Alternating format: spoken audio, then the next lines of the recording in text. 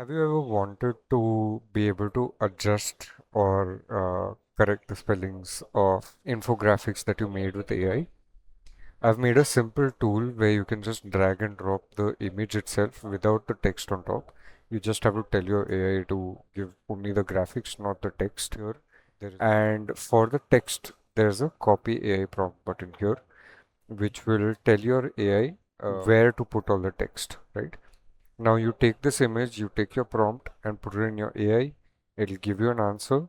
You simply go to import JSON and you paste the JSON that you received over here. And as soon as you click import, you will see all the text returned.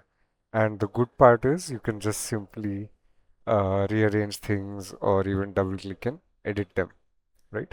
You have some basic editing tools on top here. Once you're done, you simply export a PNG and done. Simple as that. If you want this file, please check the comments, and if you want more such tools, please leave comments.